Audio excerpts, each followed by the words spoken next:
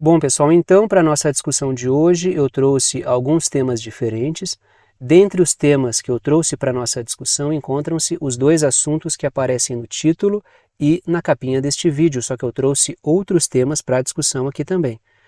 Todos os assuntos que serão discutidos aqui encontram-se na linha do tempo aqui embaixo, porque eu fiz a minutagem deste vídeo, ou seja, eu separei as diferentes partes, os diferentes temas que serão abordados aqui conforme o tempo, para que vocês possam selecionar qual tema ou quais temas deste vídeo vocês querem assistir, ou se vão assistir ao vídeo inteiro e a todos os assuntos. Fica a critério de vocês essa decisão.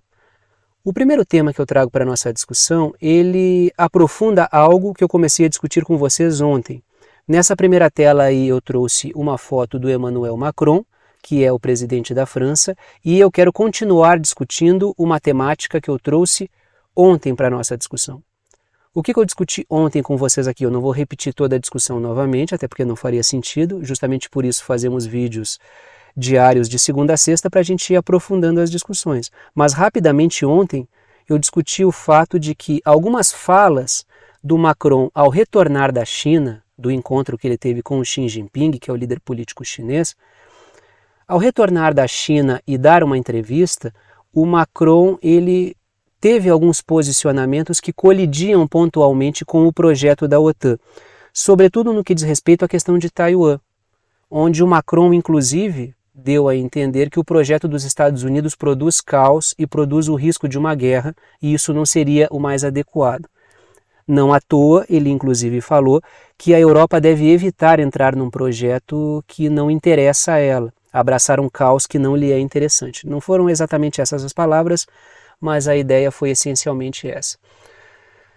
Aí qual foi a reflexão? Por que será que o Macron, que é um político formatado, produzido pelas oligarquias financeiras, oriundo do mundo financeiro para ser um agente dos mesmos interesses que bancam a OTAN, por que ele teria dito uma coisa dessa? Aí eu fiz uma série de reflexões no dia de ontem e hoje eu quero continuar refletindo sobre isso à luz deste ótimo artigo, desse ótimo texto, dessa matéria muito boa que foi publicada no portal Asia Times, que detalha o conteúdo da visita do Macron à China e a comitiva de empresários que, junto com o Macron, foram até a China e fecharam ótimos negócios. Aí a gente já tem um ótimo indicador. Como o Macron, como presidente da França, vai retornar da China depois de fechar ótimos negócios junto com empresários e vai tecer críticas à China e defender os Estados Unidos na questão de Taiwan? Não é possível que ele possa fazer isso. Dentre outras questões que eu já discuti aqui com vocês.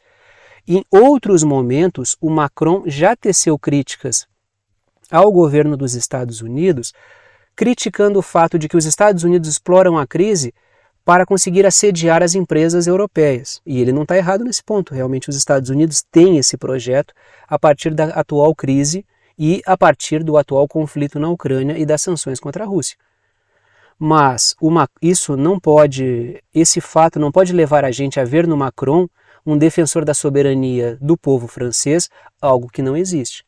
Mas o Macron, como todo político, ele é uma resultante das pressões que sofre e do contexto político do entorno dele. Então, como presidente da França, ele precisa ser suscetível a certas pressões. Tanto é que o empresariado francês jamais permitiria que, depois de uma visita como essa à China, produtiva como foi para o empresariado francês, o Macron fosse fazer críticas ao governo chinês ou fosse se posicionar ao lado dos Estados Unidos na questão de Taiwan, porque isso poderia melar os negócios do empresariado francês. E isso justifica, em boa medida, os posicionamentos do Macron. Eu vou trazer alguns pontos desse texto para vocês agora, mas, como sempre, eu indico que vocês vão até o portal do Asia Times e leiam esse texto aí sobre a visita do Macron, porque ele é um texto não é um texto longo e traz detalhes sobre que empresas foram, não todas, lógico, mas uma série de empresas importantes, e que negócios fecharam com a China. Aqui eu estou trazendo para você só uma amostra grátis desse assunto aqui. E a vantagem é que o texto do Asia Times, ele é também gratuito. Normalmente tu vai no supermercado, o cara te dá uma amostra grátis, tu come, gosta e tem que pagar. Nesse caso não, eu estou te dando uma amostra grátis, aí tu pode ir lá no Asia Times e também pegar o texto que também é gratuito. Trago o seguinte título que eu coloco na parte superior da tela, naquela caixinha preta: O Macron e a comitiva de empresários na China, empresários franceses que foram até a China e fecharam ótimos negócios, e que em boa medida explica as falas do Macron, inclusive críticas em relação ao projeto da OTAN. Olhem essa matéria do Asia Times aqui então. O Macron não tem interesse em se desvincular da China, comercialmente falando. A matéria continua. O líder francês coloca negócios antes da política durante a viagem a Pequim, que garantiu grandes novos negócios para a Airbus e outras empresas nacionais francesas. É um texto pragmático, direto, o tipo de texto que eu gosto. Eu gosto muito de textos factuais, que trazem números, que trazem fatos, que trazem nomes de agentes, de empresas, de políticos, para que a coisa não se perca em grandes devaneios. E esse texto justamente é isso. E ele coloca justamente essa questão logo de saída. O Macron, ele, inclusive, eu acho que o texto começa falando, olha, o Macron foi até a China, mas não conseguiu muitos avanços no que diz respeito à questão da Ucrânia, mas talvez o motivo da visita nem tenha sido esse, e realmente não foi esse o motivo da visita. Diga-se de passagem, o Lula, né, o presidente do Brasil, está indo até a China, acho que também com vários empresários. Há um tempo atrás, acho que muitos empresários já foram até a China, quando o Lula não foi por causa da pneumonia lá. Agora o Lula vai conversar sobre vários acordos com a China, tanto assim como o Macron também fez. O que tem que guiar os interesses de um país são os seus interesses econômicos pragmáticos e não demagogia da OTAN. Foi algo nessa linha que o texto começa discutindo. Então vamos falar aqui a respeito, trouxe 2 pontos para a nossa discussão aqui. O primeiro deles é o seguinte: os bons acordos, eu não estou dizendo que são bons no sentido de que vão me beneficiar ou vão beneficiar vocês, tá? Estou dizendo que os acordos, naquilo que se propunham entre as partes, foram benéficos, tá? Para o lado chinês e para o lado francês. É isso que eu estou dizendo aqui. Os bons acordos fechados entre os empresários franceses e a China explica as falas do Macron sobre Taiwan, dizendo que os Estados Unidos geram tensão, dando a entender que o lado produtor de instabilidade é o lado dos Estados Unidos, o que incomodou muito a mídia yankee e inclusive incomodou muito a mídia britânica também, porque tem um casamento de interesses, né? O segundo ponto que eu trago para a discussão é o seguinte: a Airbus, empresa francesa, está de olho no mercado de aviação da China e fechou vários acordos importantes para a Airbus e também, logicamente, importantes para a China, né? Quando a gente está falando de acordos comerciais, ninguém está devendo para ninguém, todos os lados ganham alguma coisa. E o sucesso dessas negociações justifica o retorno do Emmanuel Macron, dizendo aquilo que disse. O Emmanuel Macron é o representante de uma série de interesses na França. Deveria ser o representante da maior parte do interesse francês. Mas, nesse caso, eu volto a perguntar, como é que o Macron, tendo participado de negociações produtivas com a China, vai voltar da China e malhar o pau na China? Algumas pessoas colocaram, foi o Xi Jinping que influenciou o Macron. Então é aquela visão um pouco ingênua a respeito das relações políticas. O Macron é um político, eu não sou defensor do Macron, quem acompanha o canal sabe que eu sento o ferro no Macron aqui, mas ele é um político experimentado. Para o pior, mas é um político experimentado. Ninguém vai achar que o Macron vai até a China e vai ser influenciado pelo Xi Jinping, que é um político ultra experimentado também. Não tem bobo nessa história aí, tá? Quando esses caras se encontram, ninguém é bobo. Bobo é quem cria algumas teses assim de que esses caras aí vão se deixar levar pelo calor do momento. São figuras extremamente habilidosas na política, né? E eu não estou aqui fazendo elogio, estou apenas fazendo uma avaliação técnica. É muito raro alguém chegar à presidência e não ser alguém que tenha algum traquejo, para o melhor ou para o pior, tá? Quem acha que presidente é bobo, né, talvez esteja observando a coisa de uma maneira bem distorcida.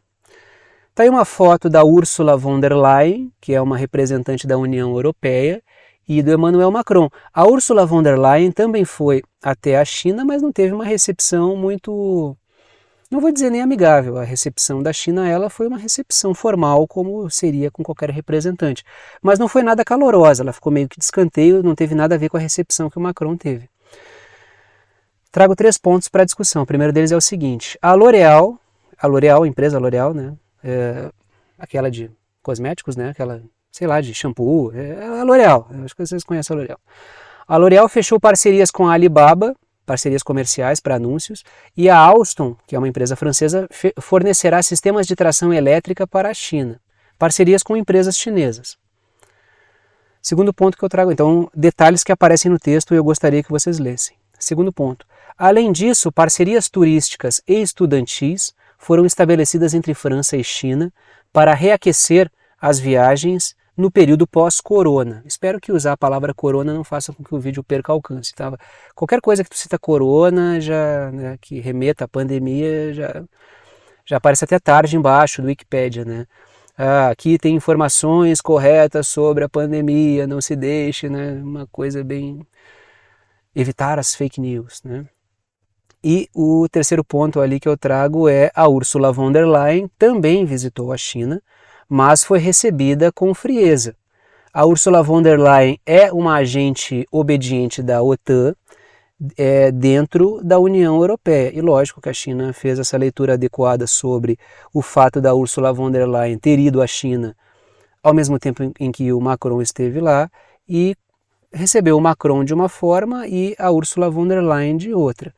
Até porque o Macron estava com a comitiva de empresários franceses e o Macron é uma figura que, como líder político da França, que é um país da Europa continental, que tem ótimas relações comerciais com a China e que está sendo prejudicada pelo projeto das oligarquias britânicas e estadunidenses, essa coisa da guerra na Ucrânia, que foi forjada pela OTAN e que colocou França e Alemanha nessa aventura, a China sabe que lidar de maneira atenciosa com a França pode fazer a Europa continental pender para o seu lado. Não estou dizendo que o Macron vai dar uma guinada soberana, vai abraçar a causa eurasiática. Estou dizendo que a China não é boba de desprezar relações com a França. E nem a França é boba de desprezar relações com a China.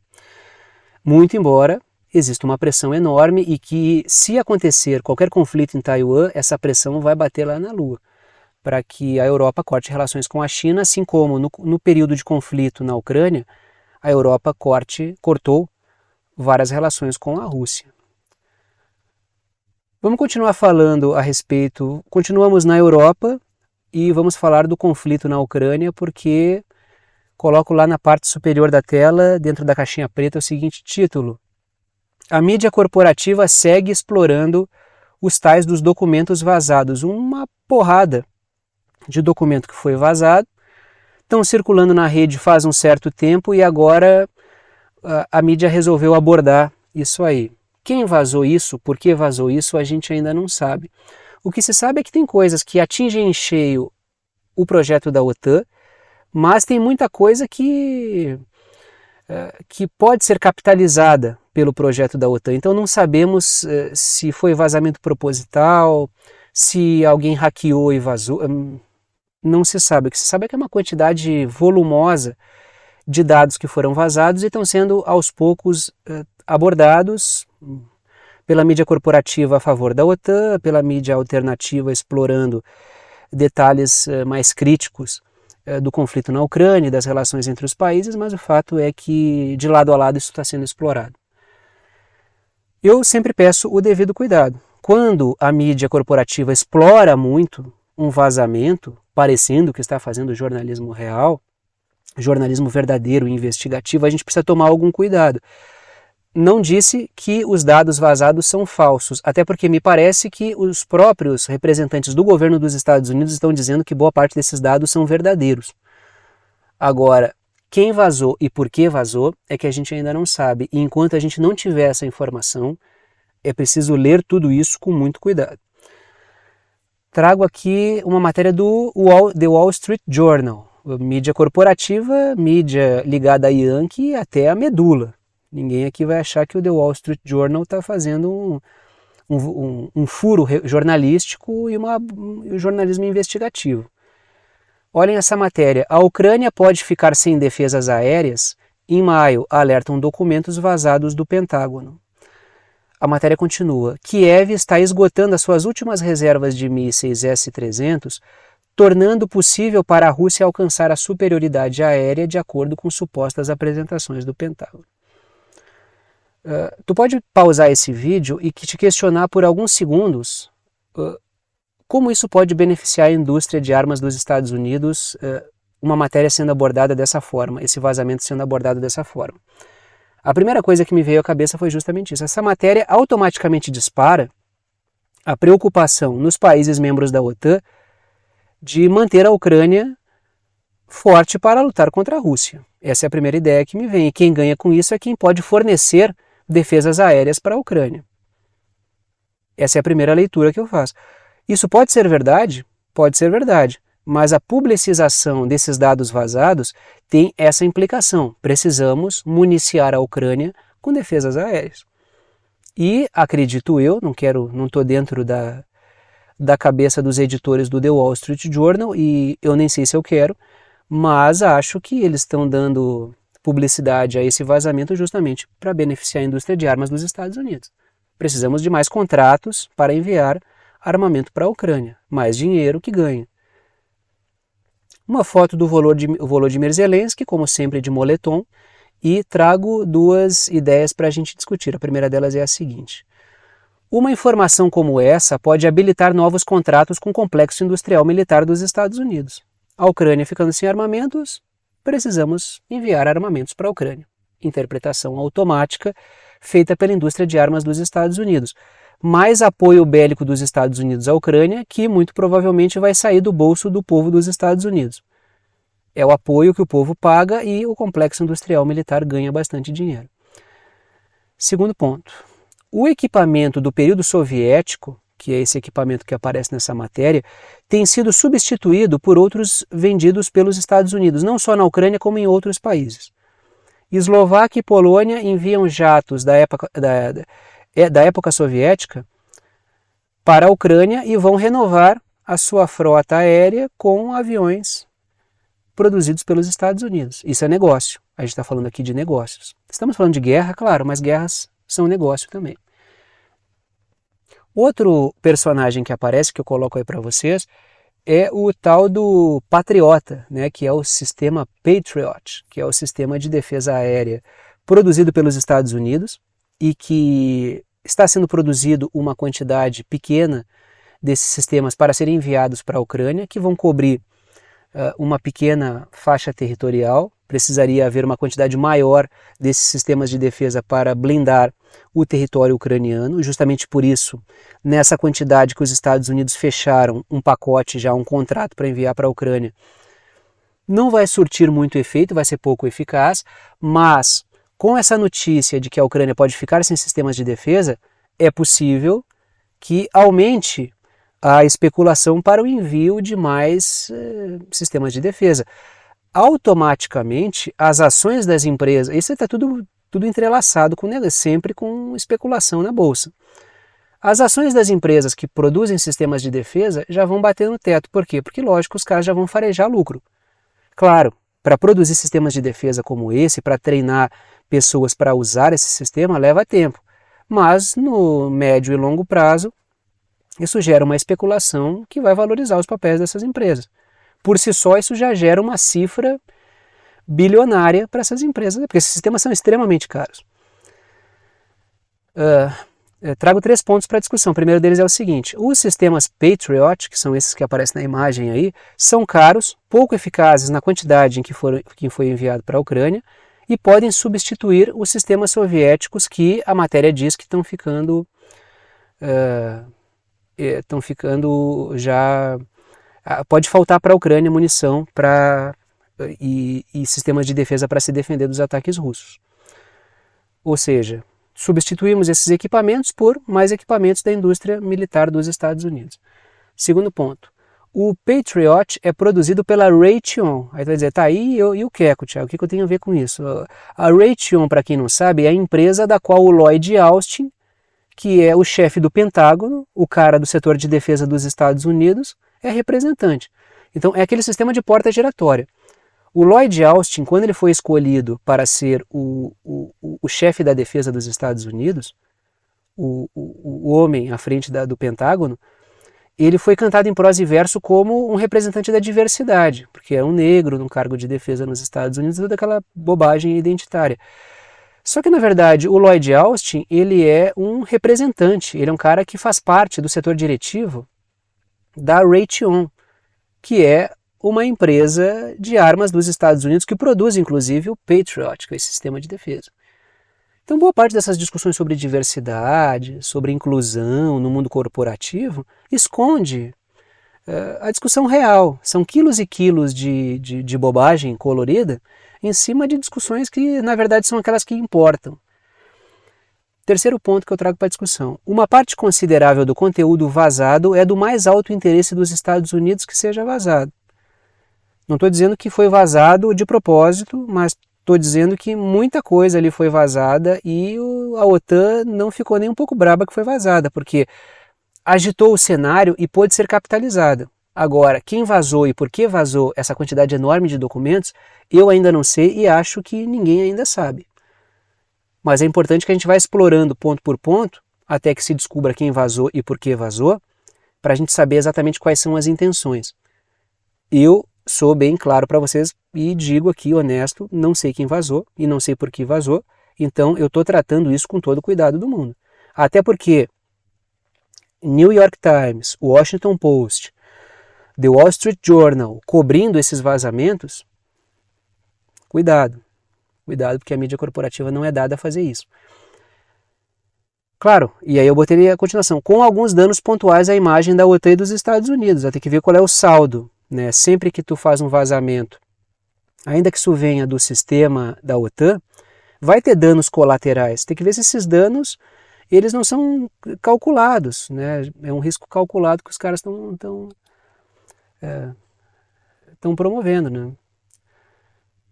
Continuamos a falar do contexto europeu, vamos falar um pouquinho sobre a entrada da Finlândia na OTAN, porque a Rússia já está respondendo com ações práticas no seu replanejamento das suas ações militares para conseguir melhor blindar o seu território depois da entrada da Finlândia na OTAN. Coloquei ali em laranja a Finlândia e em verde está parte do território russo, a parte que nos interessa, que é aquela que está mais próxima da Finlândia. E observem o tamanho da fronteira, de 1.300 quilômetros ali, entre um e outro, que precisa de um reforço militar. E é justamente isso que essa matéria da Reuters traz aqui. Coloco ali no título, reflexo da entrada da Finlândia na OTAN. Aí vem a matéria da Reuters. A Rússia planeja a reforma da defesa aérea para reforçar defesas perto da Finlândia, que é justamente o que eu coloco para vocês. Esse mapinha aí, ele praticamente sintetiza a preocupação russa com essa entrada da Finlândia na OTAN. A Finlândia, ela vinha tendo uma posição de neutralidade, não vinha sendo alvo da atenção russa, mas a partir do momento em que passa a fazer parte da OTAN, ela vai ter a atenção russa, até porque vão ter tropas dos Estados Unidos circulando pela Finlândia também. Trago 2 pontos para a discussão. O primeiro deles é o seguinte: o conflito na Ucrânia gerou experiências que a Rússia está usando para reforçar a sua defesa. Que tipo de experiências são essas que foram geradas no conflito na Ucrânia e que a Rússia está estudando para reforçar a sua defesa contra a Finlândia? É o que eu coloco no segundo ponto, letrinhas em azul ali. Ataques com mísseis e ataques com drones foram usados em grande quantidade no conflito ucraniano, muitos desses ataques contra o território russo. O que a Rússia refletiu aí? Bom, agora a Finlândia está aí na OTAN, uma enorme superfície de contato entre OTAN e Rússia, porque agora a Finlândia é parte da OTAN, então precisamos tirar algumas lições do conflito e nos blindarmos de maneira adequada para essa nova realidade. Foto meramente ilustrativa do Vladimir Putin, porque estamos falando da Rússia, e trago 2 pontos para a nossa discussão. O primeiro deles é o seguinte: a Rússia irá fortalecer sistemas de defesa, a Rússia irá fortalecer sistemas de radar e também aeronaves de controle voando 24 horas por dia, assim como sistemas de defesa antidrone. A questão do conflito na Ucrânia revelou o quão fundamental e importante e central no conflito é a questão dos drones. A Rússia mesmo, ela conseguiu fragilizar muito as defesas ucranianas, mandando uma tempestade de drones baratos, de milhares de dólares aí, enquanto a Ucrânia, para se defender, precisava dispor de equipamentos que custavam muito caro. A Rússia ataca com equipamentos baratos, não só com isso, tá? Não estou dizendo que a Rússia só está usando drone, tá? Estou dizendo que a Rússia usou drones em grande quantidade. Atacou em grande quantidade com equipamentos baratos, a Ucrânia teve que se defender com equipamentos caros, a OTAN no mesmo pacote, porque é basicamente a OTAN ao lado da Ucrânia num conflito semidireto com a Rússia.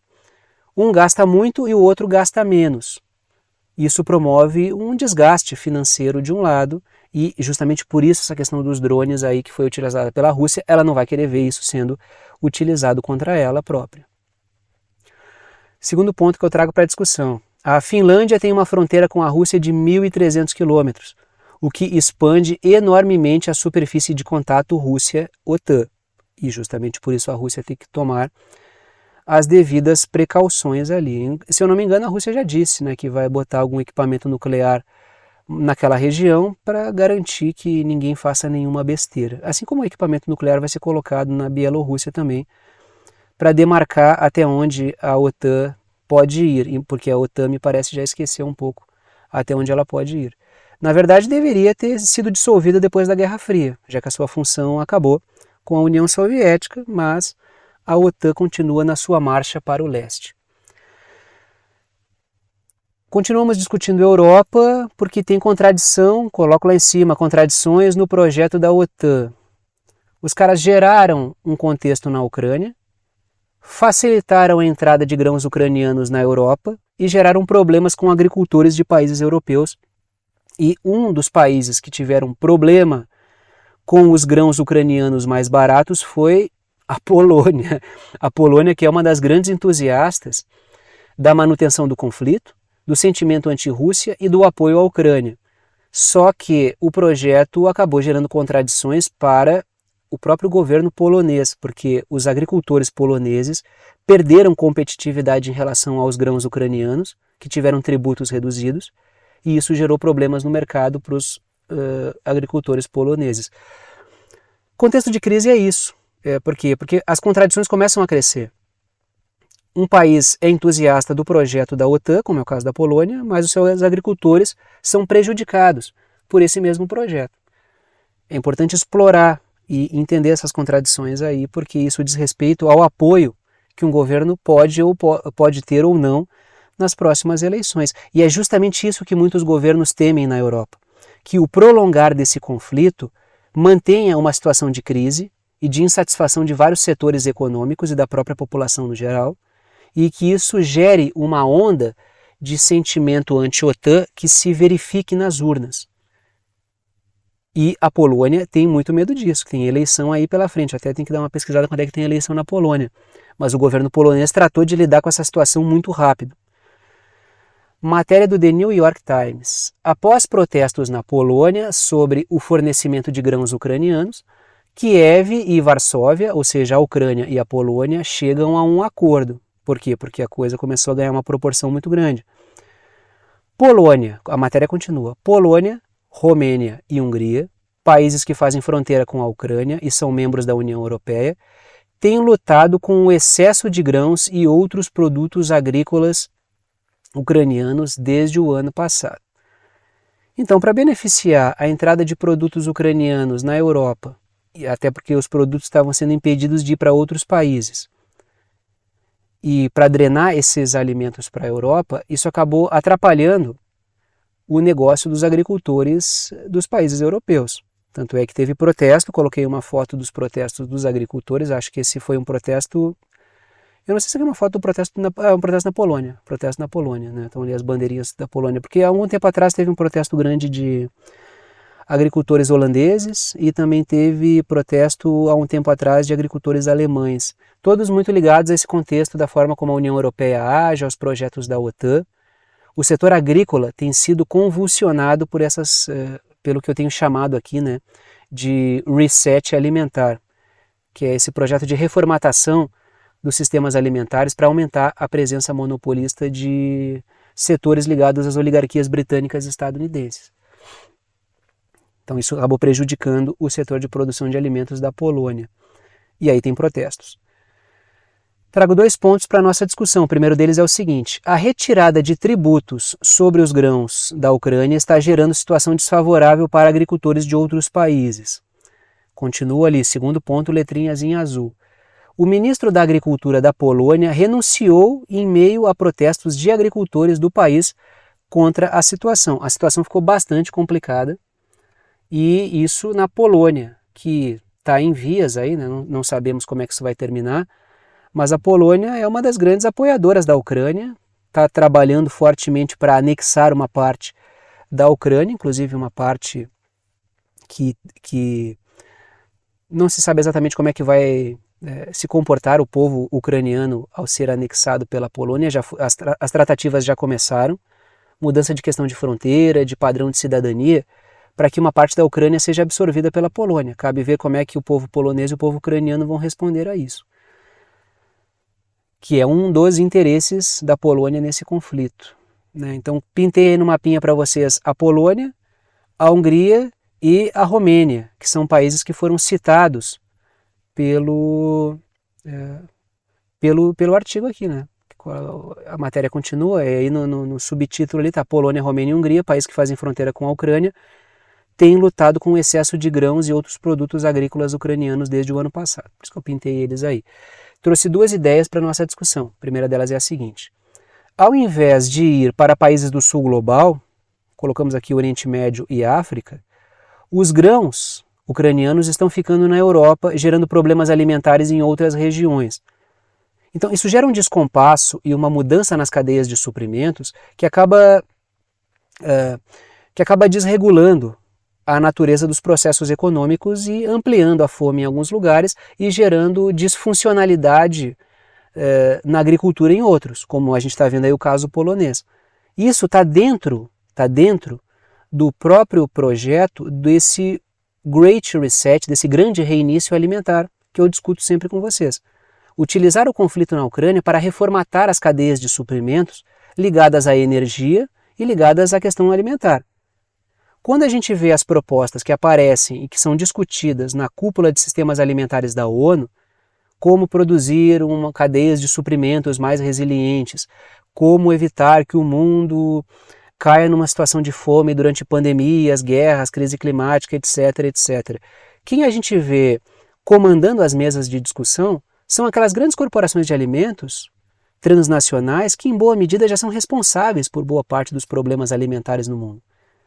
Produzem problemas ambientais, problemas de desigualdade, superexploração de trabalhadores, comida de péssima qualidade.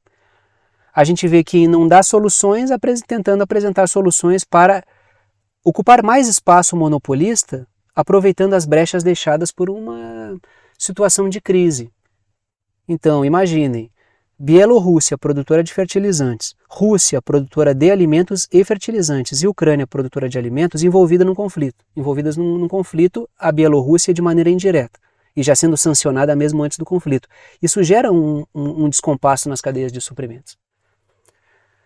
Segundo ponto que eu trago para a discussão, ou seja, nesse conflito há projeto, não é uma crise planejada para setores capitalizarem sobre ela. Segundo ponto, um acordo entre Polônia e Ucrânia decidiu que os poloneses receberão menos trigo, menos milho e menos sementes de girassol ucranianas para tentar estabilizar o mercado alimentar polonês. É o saldo do conflito que a própria Polônia apoia. De certa forma, os protestos foram contra o governo e atingiram as figuras certas, né? Porque a Polônia é uma das grandes responsáveis pela continuidade desse conflito e pela continuidade da crise que afeta a própria Polônia.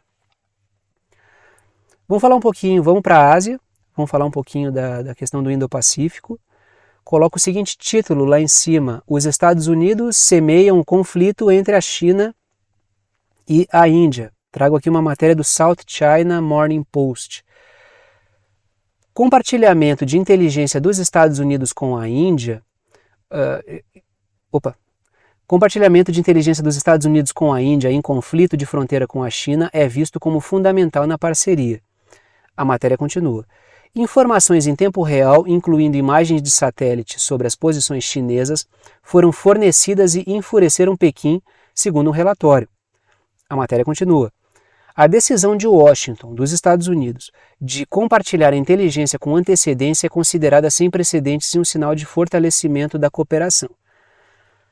Por que os Estados Unidos compartilharam informações com a Índia, dando posições chinesas nesse conflito de fronteira? Porque o objetivo dos Estados Unidos é ampliar a discórdia entre Índia e China.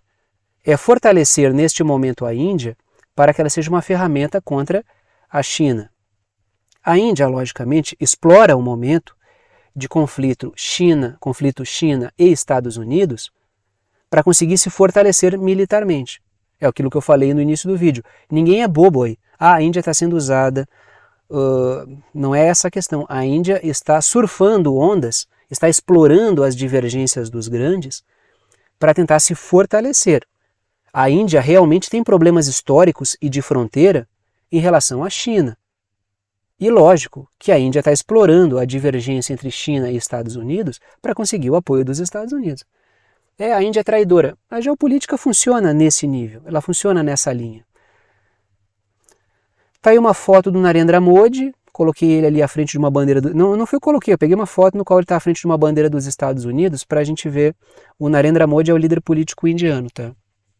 Mas assim, o Narendra Modi não é um serviçal dos Estados Unidos. Ele explora essa divergência para tentar ganhar espaço. Tanto é que no que diz respeito ao conflito na Ucrânia, a Índia tem uma posição de não apoio à OTAN. Ela não está apoiando a Rússia também, mas ela tem uma posição de abstenção. E ela está se fortalecendo nessa situação. A Índia não sancionou a Rússia. Então não vejam na Índia uma traidora, um capacho, traidora do sul global. Não é assim que funciona e eu acho que a gente não deve ler as coisas nesses termos. A Índia tem problemas com a China, tem problemas históricos com a China.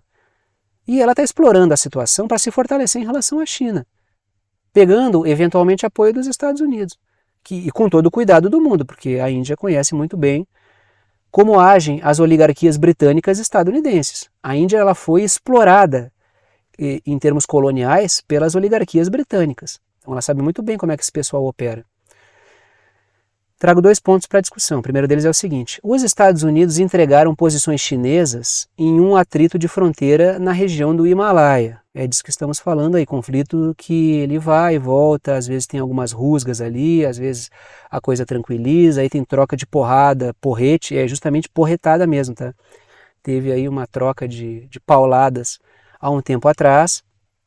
Um dos responsáveis pela criação desse entreveiro foram os Estados Unidos, que fizeram exercícios dias antes. Então essa situação vai e volta, mas é uma questão de atrito constante entre China e Índia, que é uma questão de fronteira. Coloco ali uma segunda ideia. Dias antes de acontecer esse atrito aí, Estados Unidos e Índia realizaram exercícios militares conjuntos na região que serviu como... Eu estou falando de uma situação do ano passado, tá? Não estou falando de uma situação de agora aí, tá? Só estou trazendo que essa discussão está sendo feita agora por causa desses dados aí que foram revelados e que irritaram a China, tá? Isso não aconteceu agora. São coisas que aconteceram antes e que estão sendo... teve um grande atrito em 2020 e depois a gente teve novas ondas de atrito entre China e Índia e agora a China está rediscutindo essa questão aí à luz dessas informações dos Estados Unidos fornecendo posições chinesas com imagens de satélite. A região em questão é aquela que eu circulei, não exatamente ali, mas eu fiz um círculo só para a gente ter a ideia da zona de atrito ali entre China e Índia. Pintei a Índia de laranja e parte da China de verde, a China não está inteira no mapa ali, né? E trago 3 ideias para a discussão. A primeira delas é a seguinte: lembremos que a Índia faz parte da parceria quadrilateral, que é o tal do Quad, do qual também participam o Japão, a Austrália e os Estados Unidos, e isso é uma coalizão contra a China. Sempre lembremos, a Índia faz parte do Sul Global, se abstém de votar contra a Rússia, mas ela faz parte da parceria quadrilateral e tem muitos problemas históricos com a China. Nunca esqueçamos disso, porque senão a gente forma aqueles bloquinhos, né? China, Índia, Rússia contra a OTAN, mas tem problemas da China com a Índia. A gente precisa ir analisando caso a caso, tá? E eu continuo a discussão ali, ó. Letrinhas em vermelho. Porém, a Índia tem se recusado a abraçar o projeto da OTAN na Ucrânia. Então não vamos tomar... Não façamos análises generalizantes.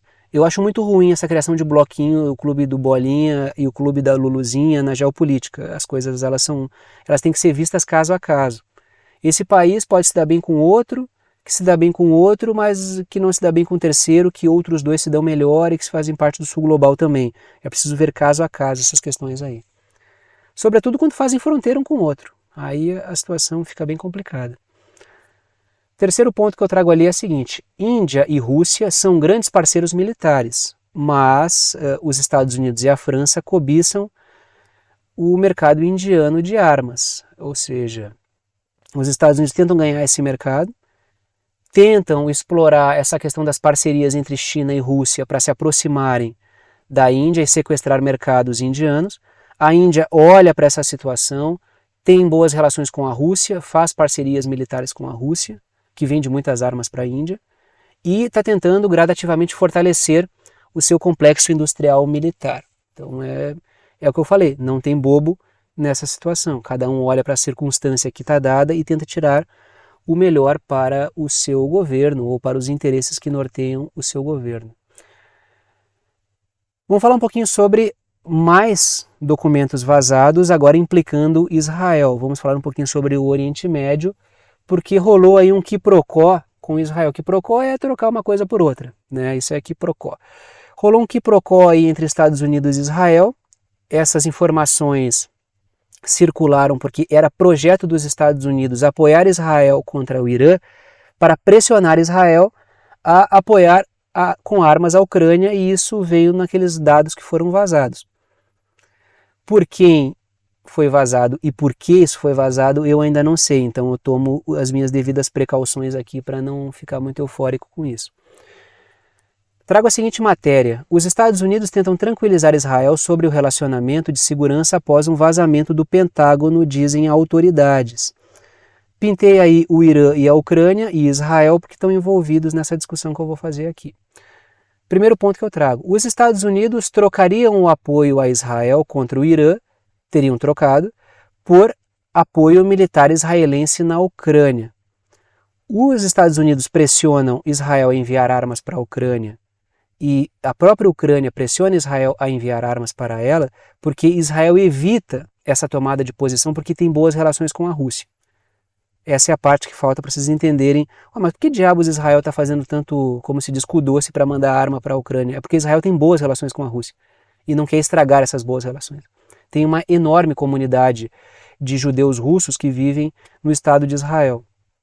Por isso o Estado de Israel toma muito cuidado para não desagradar a Rússia. Segundo ponto: os Estados Unidos pressionariam Israel a enviar armas. Eu estou botando tudo no hipotético porque são documentos vazados, então até que eu saiba a exata veracidade disso eu estou colocando no hipotético. Os Estados Unidos pressionariam Israel a enviar armas por meio de terceiros para a Ucrânia. A exemplo do que a Turquia também faz com os drones que ela manda, né? Então a Turquia também age assim. Só que o governo de Israel não gostou muito desse vazamento porque isso pode complicar as suas relações com a Rússia. E aí eu não sei se não foi vazado de maneira proposital pelo Pentágono justamente para conseguir piorar as relações do Estado de Israel com a Rússia. Estamos especulando todos aqui, né? Pintei Israel e a Síria porque vou falar desses dois países aqui, sempre espacializando para a gente saber de que região estamos falando. 3 pontos que eu trago para a discussão. O primeiro deles é o seguinte: como Israel nutre boas relações com a Rússia, o país evitou enviar armas para a Ucrânia, que é o que eu comentei com vocês agora há pouco. Segundo ponto: a Ucrânia insistiu em implicar o Irã no conflito, falando sobre os tais drones que o Irã manda para a Rússia, para demonstrar o quê? Que existe uma liga entre Irã e Rússia contra a Ucrânia e que Israel deveria apoiar a Ucrânia para equilibrar essa balança, condenando inclusive Israel. Então quer dizer o seguinte: o teu inimigo está lutando junto com o meu inimigo e tu não me ajuda. Tu está gerando um desequilíbrio de forças. Esses caras são aliados e pressionando sempre Israel a tomar uma medida para enviar armas, e Israel tem até então evitado enviar armas para a Ucrânia. Terceiro ponto: documentos também falaram sobre o projeto Yankee de gerar atritos entre Rússia e Israel no território sírio.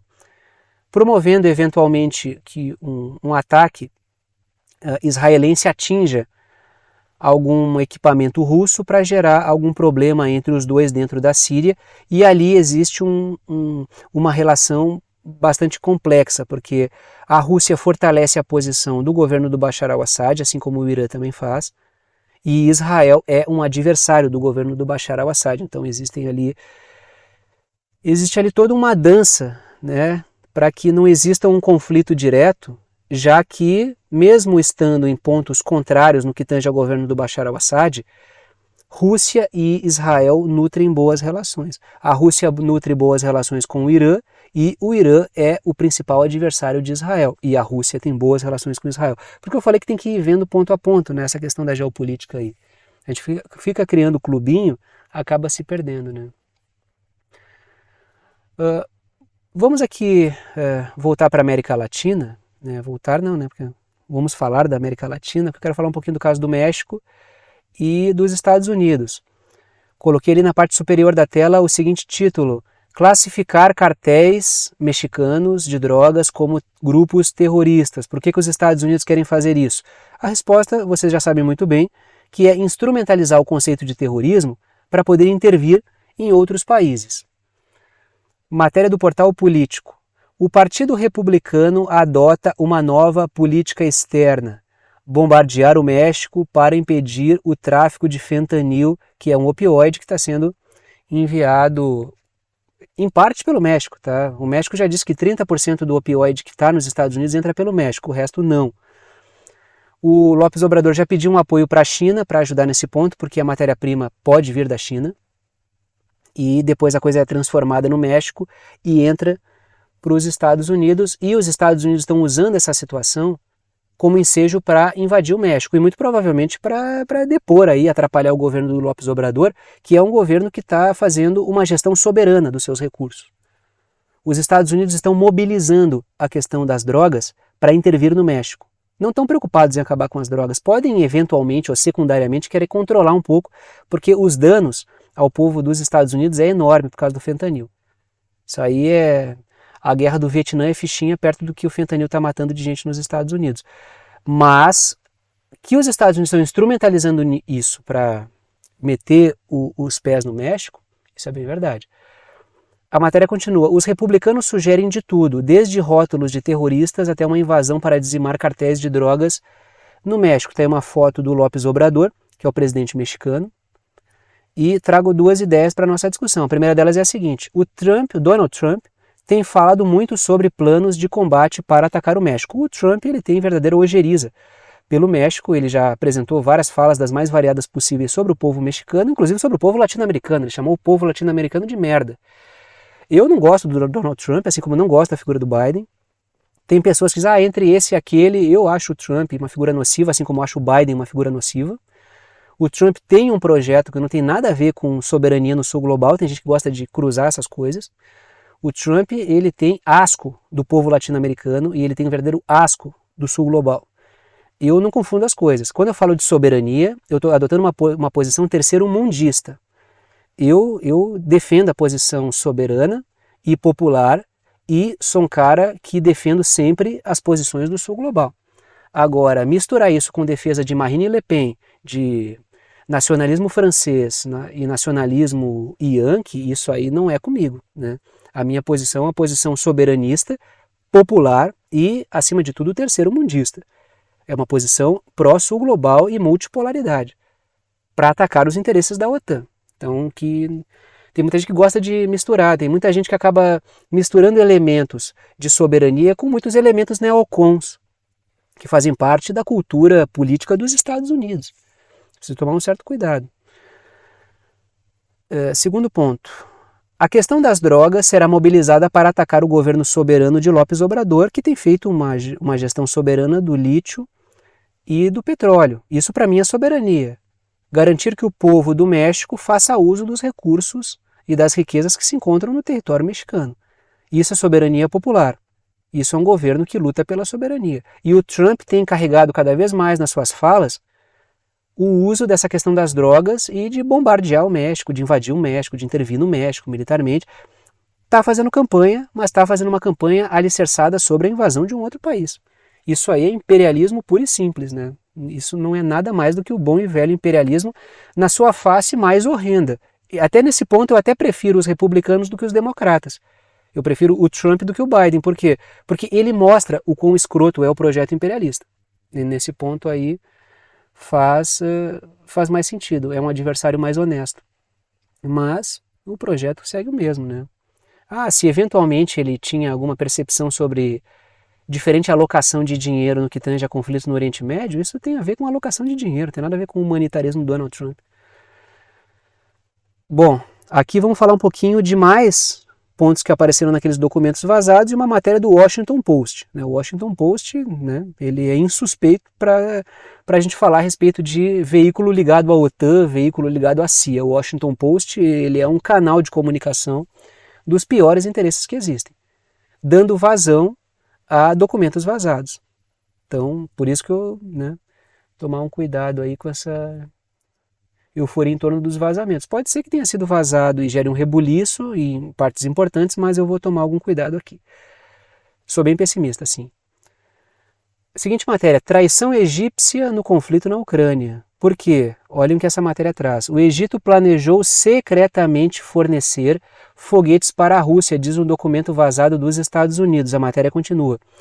O presidente Abdel Fattah el-Sisi planejou, em fevereiro, produzir 40 mil foguetes para a Rússia e instruiu as autoridades a manter a produção e o envio em segredo para evitar problemas com o Ocidente. E então está aí mais um desgosto dos Estados Unidos em relação a figuras que aparentemente estavam ao lado dos Estados Unidos e aí nos bastidores aparecem confabulando enviar armas para a Rússia. Aí está a foto do Abdel Fattah al-Sisi e trago duas ideias para discussão. A primeira delas é a seguinte. Anualmente os Estados Unidos fornecem apoio de cerca de 2 bilhões ao governo do Egito. São nossos aliados, mas aí parece que o governo egípcio negou isso, mas foi vazado. E aí, segundo informação, é mais um parceiro dos Estados Unidos, assim como os sauditas, a revelar projetos mais autônomos, menos subalternos em relação ao projeto dos Estados Unidos e da OTAN. É mais um dos indícios aí de cenário multipolar emergente. Está ali o Egito, do norte da África, não pintei a Arábia Saudita, de quem eu falei também, e pintei lá os Emirados Árabes, porque eu vou falar um pouquinho deles aqui também para a gente encerrar essa discussão. Primeiro ponto, o Egito tem mantido uma posição de distanciamento em relação ao conflito na Ucrânia. Eu não vou apoiar nem esse, nem aquele, vou manter uma postura aqui de não apoiar um lado ou outro. Segundo ponto, ficam mais compreensíveis agora as matérias repetidas sobre as violações dos direitos humanos no Egito. Primeira coisa importante, eu não estou dizendo que não tem violação de direitos humanos no Egito. O que eu estou dizendo é que as matérias da mídia corporativa sucessiva sobre isso, quando antes vinham fazendo mais vista grossa, revelam que existe uma crítica maior ao atual governo do Egito, que subiu ao poder naquele advento lá das primaveras árabes para ser um governo mais controlável. E parece que de novo voltamos à estaca zero. Em vários países parece que voltamos à estaca zero, Teve primavera árabe, convulsionou o país e o país gradativamente vai voltando para uma posição mais insubmissa. Ainda bem, E eu não estou defendendo o governo do Egito, só estou defendendo a parte em que ele atrita com a OTAN, porque a minha posição é contra a OTAN aqui, Terceiro ponto. Outro documento revelou que a Rússia e os Emirados Árabes estavam trabalhando juntos contra a espionagem britânica e dos Estados Unidos. Mais um parceiro do Golfo Pérsico que se revela bastante arredio aí conversando com a Rússia. Então esses documentos trouxeram algumas questões importantes, só que ainda cabe a gente saber de onde é que isso aí veio, e por que vazaram isso aí.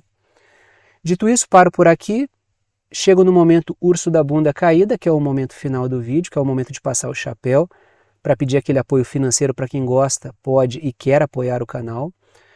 Pode apoiar por boleto ou cartão de crédito através da plataforma Apoia-se, está aí o endereço do Apoia-se, o link está na descrição aqui embaixo do vídeo. Pode apoiar através do Pix, a chave Pix é uma chave de e-mail, tem gente que coloca CPF como chave Pix, tem gente que coloca o telefone como chave Pix, tem gente que coloca o CNPJ como chave Pix, eu coloco esse e-mail, então é só digitar pixverdadeconcreta@gmail.com lá no Pix, e aí tu pode fazer a doação com o valor que quiser, assim como por boleto ou cartão no Apoia-se.